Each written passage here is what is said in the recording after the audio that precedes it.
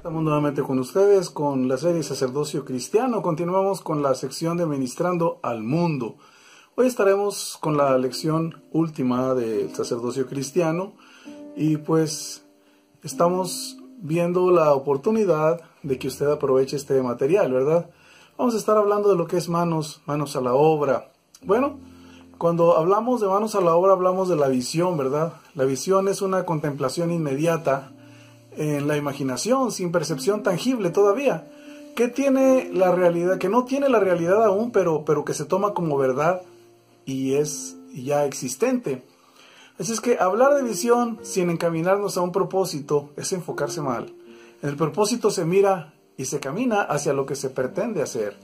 El cuerpo de Cristo ha constituido una actividad específica y esa actividad con la que Él fue constituido debe cumplirse esa actividad. Así que el cuerpo de Cristo tiene un propósito, tiene una finalidad, ¿verdad? Esto es muy importante. Vamos a hablar del propósito vigente primeramente. Así es que la visión es aquello que tenemos en la imaginación, que no es tangible, pero que lo vemos ya como una verdad, una realidad. Bien, desde el Antiguo Testamento, Dios en su sabiduría, Él ordenó y estableció propósitos.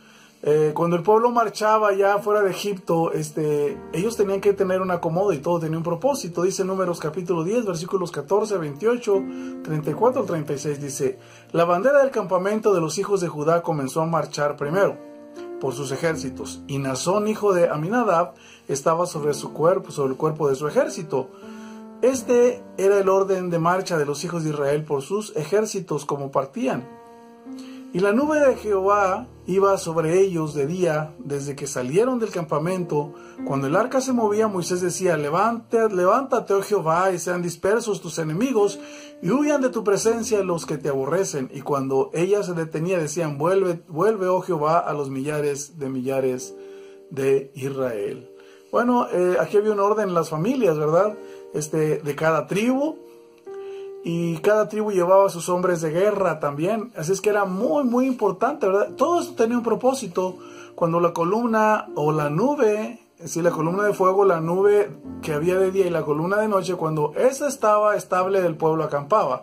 Cuando esta se levantaba, el pueblo hacía movimiento. Primero el arca y luego después cada tribu, ¿verdad? Por familias con sus ejércitos. Bien, hay un propósito de Dios en todas las cosas. Así es que Dios siempre dio propósitos. ¿Qué podríamos decir de la vida de David? David tenía un propósito de parte de Dios con la nación. Segundo libro de Samuel, capítulo 7, versículo 8, dice: ahora pues dirás a mi siervo David: así ha dicho Jehová de los ejércitos, yo te tomé del redil, de detrás de las ovejas, para que fueses príncipe sobre mi pueblo, sobre Israel. O sea que Dios lo había escogido para ser príncipe y gobernar a la nación. Ese era un propósito, ¿verdad? David también tenía un propósito en su corazón para con Dios.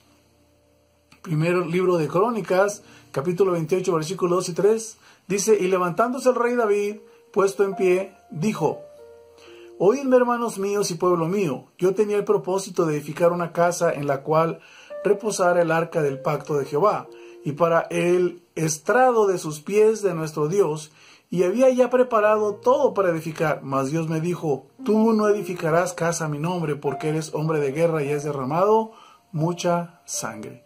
Así es que aquí hay un propósito, si usted se fija, ¿verdad? Pero estaba en el corazón de David y Dios lo aprobaba aquel propósito, pero Dios le dijo: tú no, a ti no te toca. Entonces David lo que hace es transmitir el propósito a Salomón, ¿verdad? Le dice: hijo, este es el plan, esfuérzate, sé valiente, manos a la obra y empieza a edificar, ¿verdad? Dice aquí según primer libro de Crónicas, capítulo 28, versículos 6 y 7, dice: y me ha dicho Salomón tu hijo, él edificará mi casa y mis atrios, porque a he escogido por hijo y yo le seré a él por padre. Asimismo yo confirmaré su reino para siempre, si él se esforzare a poner por obra mis mandamientos y mis decretos, como en este día. Transmite, ¿verdad?, el propósito a su hijo Salomón, y él es el que le corresponde, el que le toca, ¿verdad?, edificar el templo. Bien, Dios conocía, sí, lo que pasaría también con el hombre. Dios siempre ha sido un Dios de propósitos.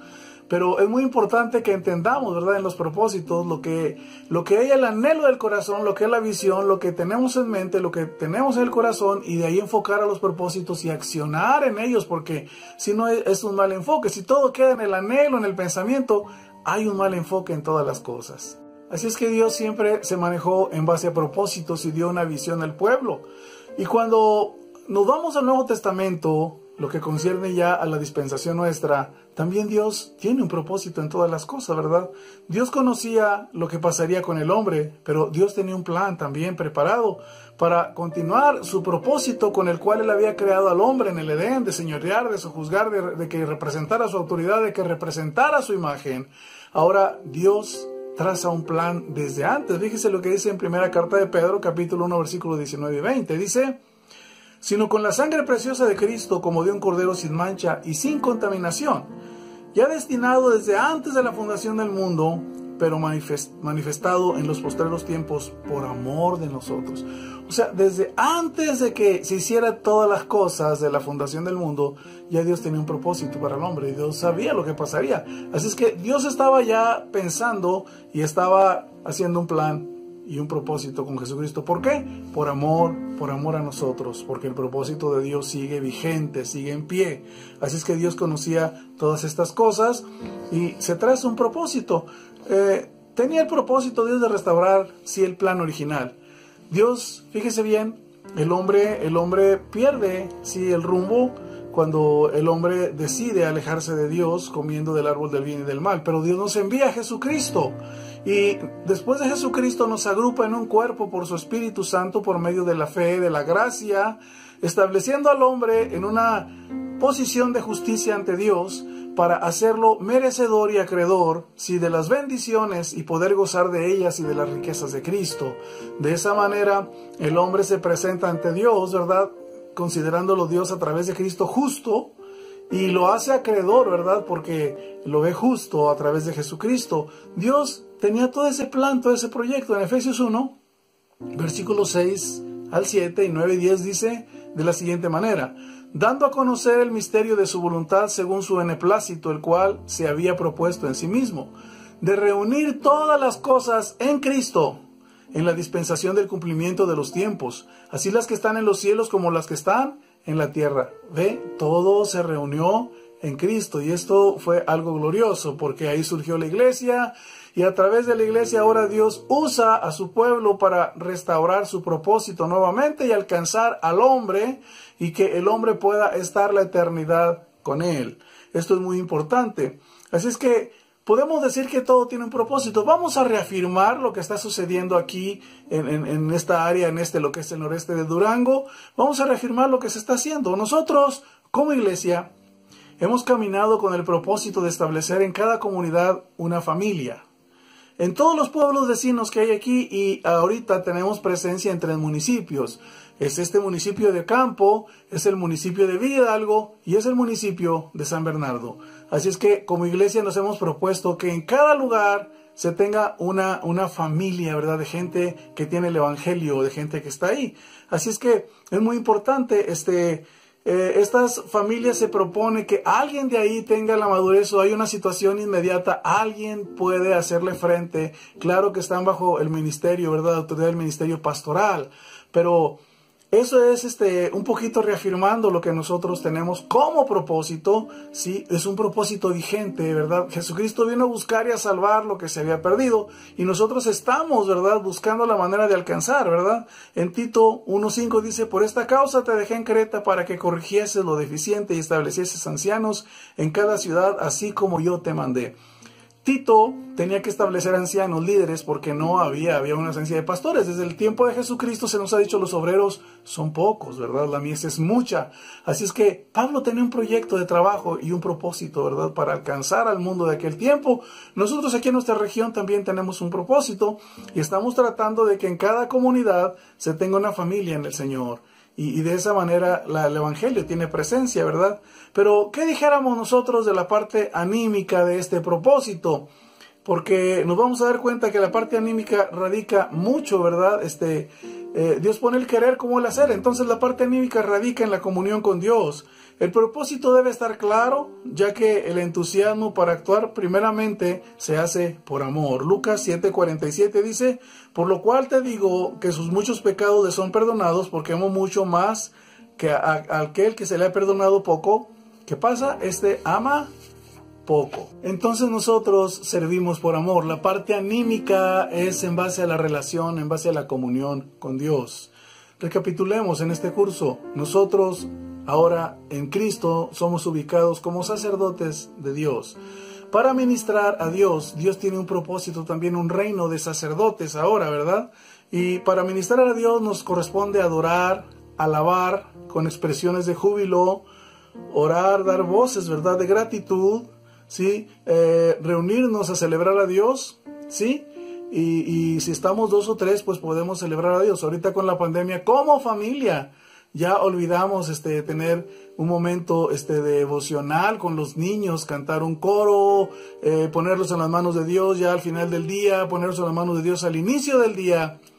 Son tantas las ocupaciones en ocasiones, ¿verdad?, que nos olvidamos de que somos sacerdotes y lo primero que hay que hacer es ministrar a Dios. Así que ahora somos adoradores, ahora alabamos, ahora declaramos, ¿verdad?, la grandeza de Dios, acción de gracias, oramos, estamos en la Escritura, ¿verdad?, meditando en su palabra. O sea, tenemos que ser ministradores de Dios como sacerdotes, ministrar también a los demás. Bueno, la iglesia se expresa como un cuerpo. Esto es muy importante. Y el cuerpo, todos los miembros se edifican unos a otros, ¿verdad? En el cuidado emocional, en el cuidado espiritual, en el aprendizaje de la palabra, motivándose a crecer. Cada uno en su lugar que corresponde como cuerpo. Esto es muy importante para todos nosotros. Así es que son propósitos que si no los estamos llevando a cabo, la parte anímica, ¿qué es lo que sucede? Que no hay las ganas, no hay el deseo, no hay el entusiasmo, ¿verdad? La parte anímica sí, es con la comunión con Dios, es como se motiva, pero también se afirma y se establece a través de la palabra en cada uno de nosotros. Ahora, el sacerdote ministra a Dios, ministra a los demás, pero también está para ministrar al mundo, para evangelizar, para atender las necesidades emocionales, espirituales, físicas o materiales, ¿verdad? Hasta donde sea posible, ¿verdad?, atender las materiales también. Nosotros podemos entender, sí, que no podemos apartarnos ahora nosotros, ¿verdad?, del sacerdocio. Estamos establecidos, ¿verdad? Ahora, la vida de Dios tiene que ser conocida a través de nosotros, fíjese bien. Tenemos que dar a conocer, ¿verdad?, la gracia, la redención, la justicia de Dios, todo por la fe. Esto es lo glorioso, ¿verdad?, que no cuesta. Es un regalo hermoso de fe y podemos compartirlo. Lo que por gracia hemos recibido, por gracia podemos dar.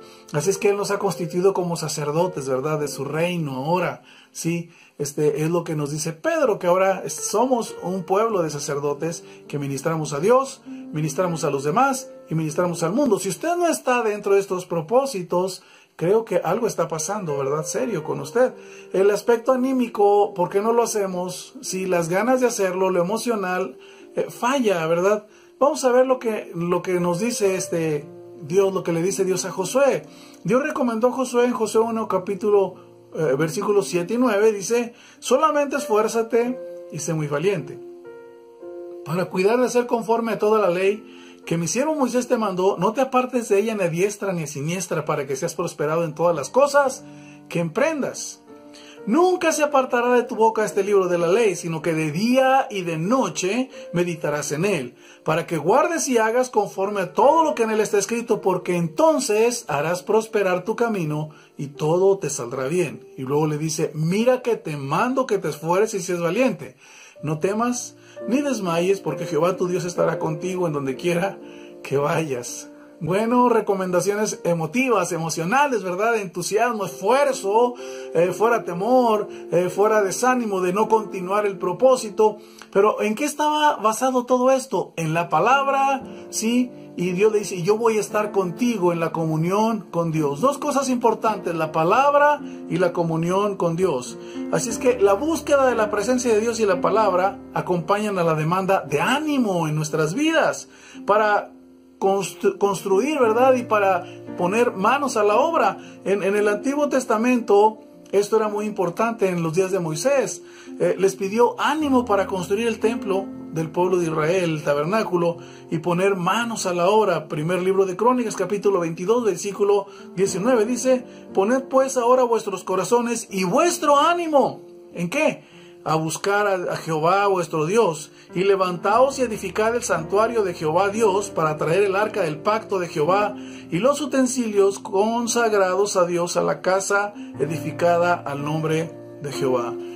¿Cómo está recomendando Moisés que el ánimo se mantenga? Dice: buscad a Jehová vuestro Dios. Esto es muy importante. Entonces, el ánimo se va a sustentar por la comunión con Dios y va a afirmarse también en la palabra de Dios. ¿Por qué es tan importante lo anímico?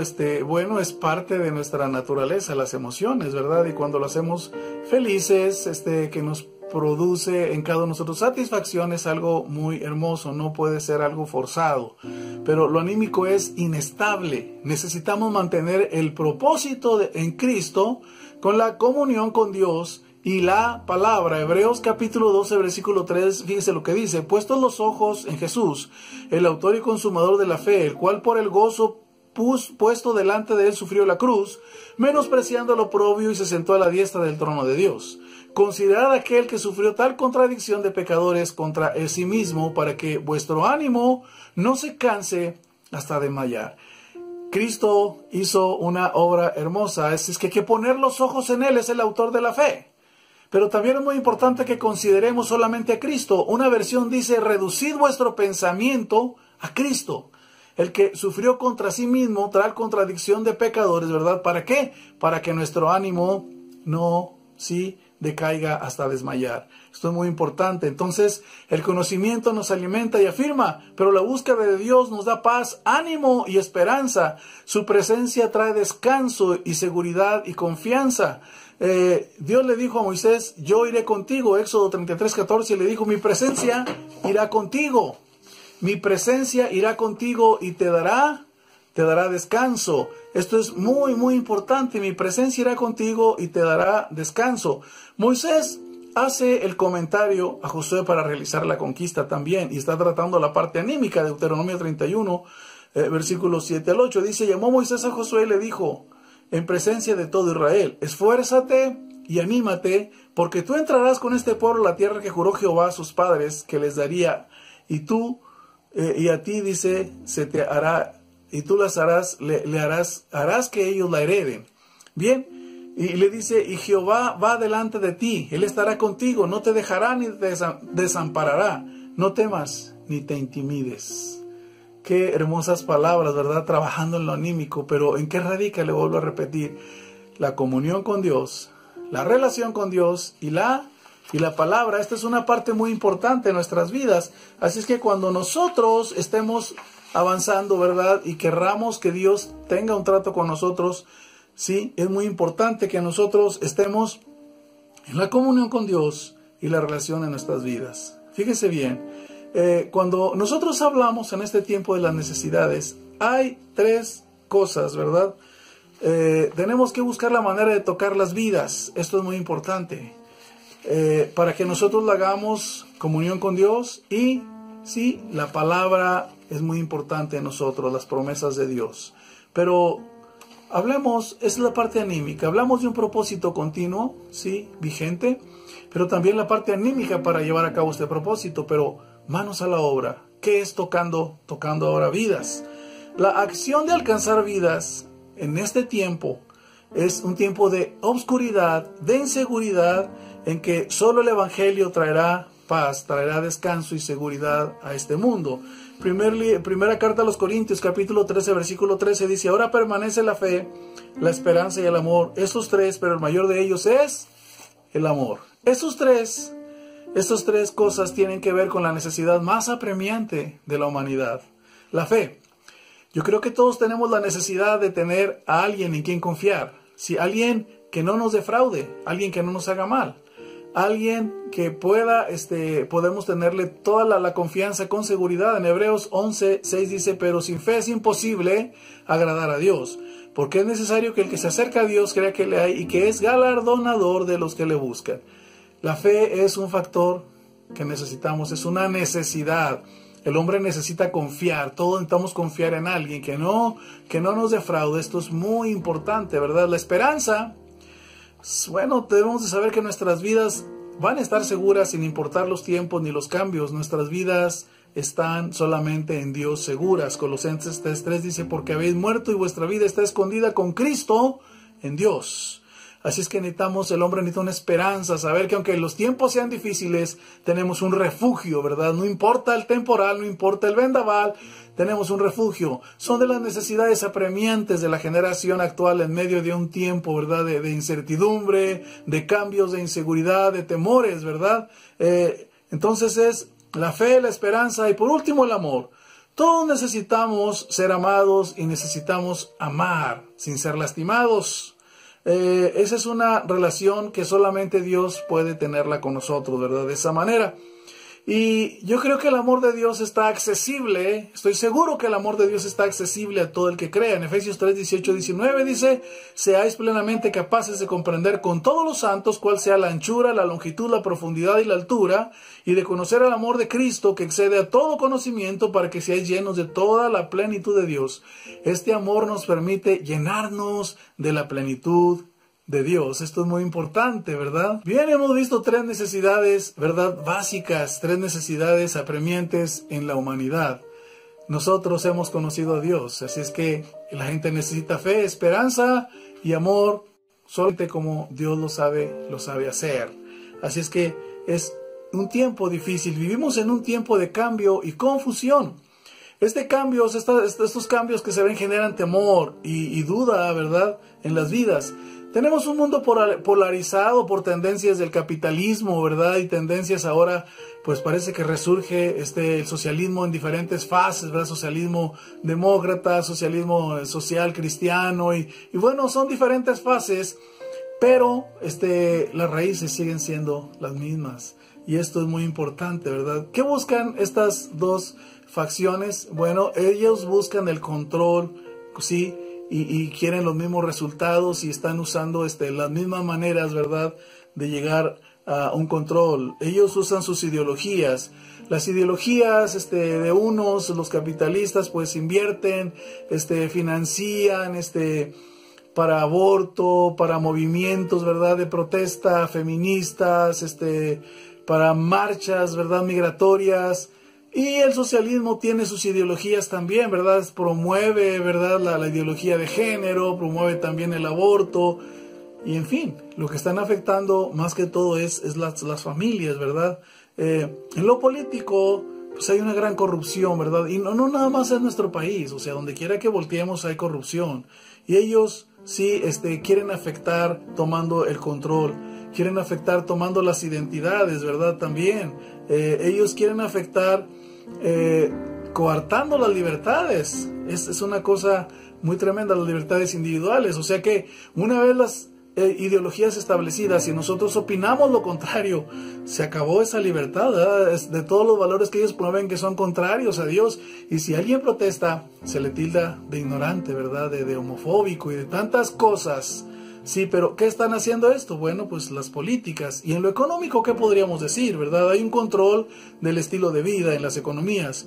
Hay un capitalismo deshumanizado, ¿verdad? Que no importa quién se quede en el camino, pero los empresarios quieren ganar, ¿verdad? Bienestar de ellos, así afecten la naturaleza, afecten la salud de las gentes, afecten lo que tenga que afectar. La avaricia es grande, es un capitalismo deshumanizado, ¿verdad?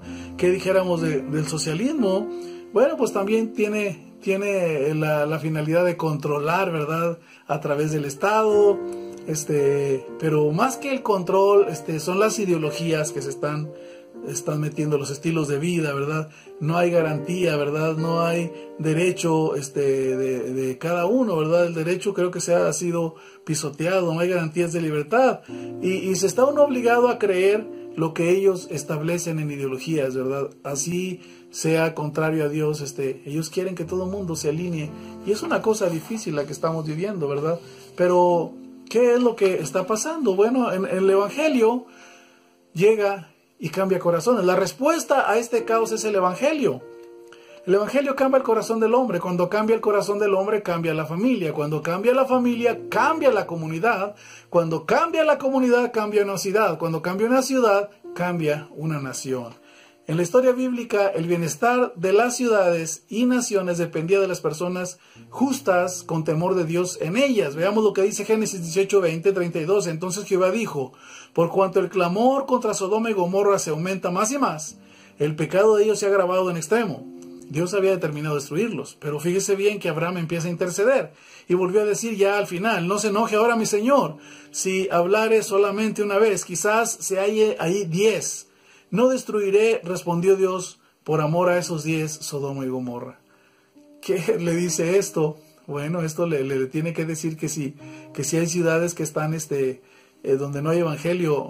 Es una cosa difícil, pero el evangelio es un catalizador, ¿verdad? Es la manera en que haya sanidad, en que los lugares prosperen. En la reforma hubo prosperidad. En Jeremías 29:7 dice, procurad la paz de la ciudad a la cual hice transportar y rogad por ella a Jehová, porque en su paz tendréis vosotros paz. Procurad la paz y rogad por la ciudad donde estén. La reforma trajo muchos cambios positivos cuando llegó el evangelio. Gracias a la reforma se establecieron las primeras escuelas, ¿verdad?, de estudio públicas, que fue en Ginebra protestante en el año 1536. Se combatió el analfabetismo, ¿verdad? Se crearon universidades por los puritanos que vinieron a colonizar Estados Unidos, universidades como Harvard, Yale y algunas otras. Fue países que estaban con la reforma protestante. Entonces, la reforma vino a promover el libre comercio también, ¿verdad? Y le quitó el control a los feudos. El hombre tuvo más libertad de comercializar y de salir de esa esclavitud feudal en la que vivía, ¿verdad? Tuvo garantías, tuvo oportunidades. Eso son de las garantías y de los beneficios que nos trajo la reforma, ¿verdad? Con el evangelio. La reforma influyó en los puritanos que llegan a Estados Unidos cuando hacen su constitución en los días de Washington, Franklin. Ellos creían en la voz de Dios y lo que Dios decía acerca del hombre. Dice, no hay justo ni un uno. Entonces ellos, su constitución la hicieron para que el gobernante no durara tantos años, porque ellos saben que el hombre tiene un corazón que dice es engañoso más que todas las cosas. Y ellos han asegurado que el hombre que cuando llega a un poder total siempre se corrompe. Es lo que hemos visto, terminamos en dictaduras. Y lo que hemos visto en nuestro país, ¿verdad? Reyes de 6 años, ¿verdad? Donde se hace y se deshace. Pierde el hombre, sí, el piso, se corrompe porque el hombre no está hecho para tener un poder total. Y esto inspiró, ¿verdad?, a los primeros colonizadores cuando hicieron la Constitución en Estados Unidos. Y esto es una realidad. Así es que son de las cosas que la reforma, ¿verdad? Los países de la reforma viven mejor que los países que eran de la contrarreforma, los contrarios, y podemos verlo en la actualidad.